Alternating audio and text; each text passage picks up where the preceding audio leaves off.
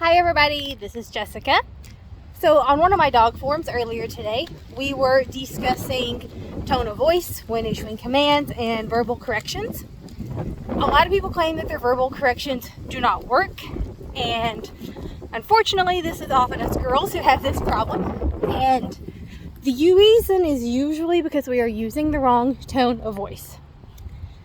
The purpose of the correction is to startle the dog out of the negative behavior and to let them know we are displeased with that behavior. This comes pretty naturally to men. It doesn't always come naturally to us. Also guys, I'm out on a walk in the park on my lunch break. I'm a little out of breath. I didn't want to do this video with my dogs because I don't want them to think I'm correcting them when they're not doing anything wrong. Plus it's a beautiful day. It's a great day to be out. So when your dog is doing something they shouldn't do, most women make one of two mistakes. They either do not use a strong or loud enough tone of voice, or their pitch is too high and not authoritative. High pitches make dogs go into prey drive mode, okay? So when people say, oh, if your dog bites you, you should yelp like you're hurt. This is a really bad idea. This does not tell them that they're doing something wrong. This can actually make them bite more. For example, to compare, I have pet pigs, and the dogs will be fine with the pigs. They won't chase them or look at them until the pig squeals. Then they want to chase because you've activated their prey drive in that moment. So when your dog does something wrong, it's not no, no, no. Especially don't repeat yourself. When you repeat yourself, that's just so much background noise to them. And that goes for any command. Commands should be short and clear. If you're trying to listen to a language that you don't speak and people are speaking in whole sentences, it can be very difficult to understand them, even if you know the individual words, because they're all going to run together. Well, our dogs don't speak English. So if we sit there and we say, no, Fluffy, don't do that. Stop doing that, Fluffy. That's just so much jibber jabber to them. If we say, Fluffy, no, they know what the word no means and they know what their name means. They can distinctly pick those two words out of that correction. So when your dog is doing something, you want to be loud and you want to startle them. Okay, now let me preface this by saying, if you have a very soft dog, this is not always a good idea. And this is where knowing your dog helps, and having professional trainers or knowledgeable people to help you comes in handy. I'm not a professional trainer. I don't get paid money for training. I'm just a average sports person, so to speak, and a pet mom. However, I do have a lot of savvy from having worked with a lot of different dogs via helping rescue, fostering, and just having a lot more exposure than some pet people do, plus spending a lot of time in the sports and training world. So I can kind of tell, okay, this dog is a little soft. I don't want to yell at him. This is especially true of puppies that are in fear periods. If he's acting scared of everything, he's in a fear period. This is not the time to yell at him, okay? I might even let certain behaviors go completely because I don't want to startle him. However, as long as you don't have a timid puppy who is not in a fear period, then you need to use strong verbal corrections. So the most common one, as I mentioned, people talk about, well, my puppy bites all the time. He nips at my clothing, he nips at my children, etc. So when a little puppy comes up and he bites me, I'm going to say, no. Did you hear how deep my voice went? It wasn't, no, stop, no, don't. It wasn't any of that. It's no. Deep, clear, short. Okay? The other thing that you don't want to do is be like, no, stop, no. Children don't listen to that either, by the way. You want to use your very best mom voice. Say it one time. With most average puppies, if you do this consistently for about a month, the biting will reduce by 75%. Now, if you've got herding dogs like I do, they're never going to 100% stop nipping at you. It's just what they do. Okay, you're occasionally going to have to remind them that they are not allowed to do that. But they know, okay? So Sometimes you will get a puppy that is exceptionally nippy. I haven't had this in my Aussies, but I have seen it in cattle dogs because they're harder dogs in general. And they tend to be more bitey in general, which is in what they're bred to do. They're very tenacious dogs. So if the no is not helping, you need to add something to that correction. What I will usually do is gently grasp their muzzle. I'm not grabbing them, I'm not hurting them, I'm not scaring them. And I'm only going to do this if I am close enough to do so without really reaching down. Okay, so if I'm on the floor playing with them and they do this, that would be a good time when I would grasp that muzzle softly and I would say again, no.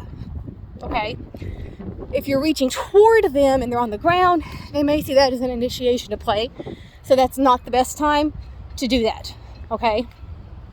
If they're just constantly nipping at my heels like that and I really need to be able to correct them, I may purposely come down to their level so that I am in a position to correct that behavior the next time it happens.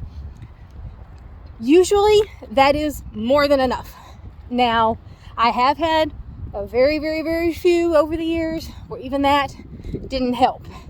And when that happens, I will grab their scruff between their shoulders. And again, I don't hurt them, I don't shake them, I just put a hand there because that is a dominating posture. It's something that mother dogs do to puppies. I will grasp that scruff, that loose scruff, and just say again, no. Usually you won't have to get that far, especially if you are dealing with anything short of a cattle dog or a Malinois or something like that. So remember when it comes to your verbal corrections that they need to be strong, they need to be clear, and they need to be authoritative. This is all really, really important in dogs' understanding. Now we've talked about the correction. The other thing we hear a lot is, well, you should just redirect to a toy. Yes, you should redirect to a toy after you issue the verbal correction. Now, if you have the very timid dog or the dog in the fear period like we talked about a minute ago, that's when I might skip the verbal correction and go straight to the redirection. But as a general rule of thumb, they need to be told first what not to do and then shown what we do want. They need both steps.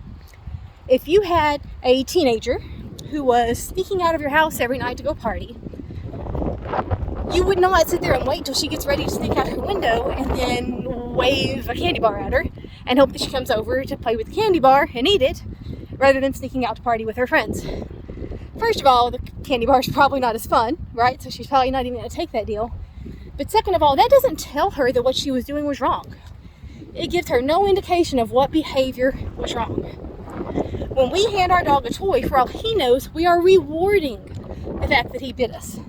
Whatever he just did, he is going to associate with what comes next. They have a 2-second response time. So if he bites and you hand him a toy, oh wow, when I bite, I get a toy.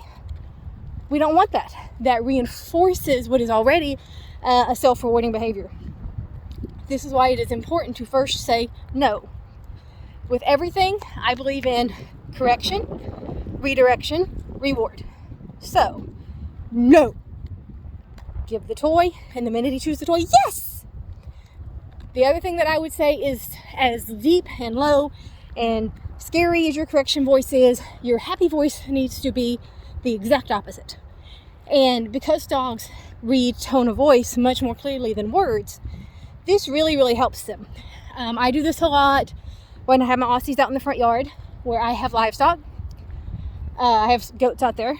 Now, I don't let my dogs loose with the goats until they have basic recall and a basic leave it, etc. But once they have those skills down, then I'll start going out there with them. When I see my puppy run toward the goats, I will give that loud no as a correction.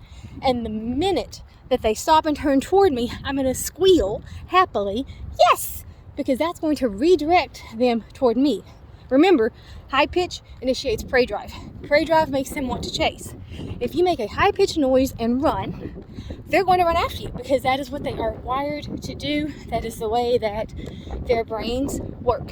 So if I'm out there and I go, no, yes, they understand very, very clearly that one of those behaviors was something you didn't like and one was something you did like.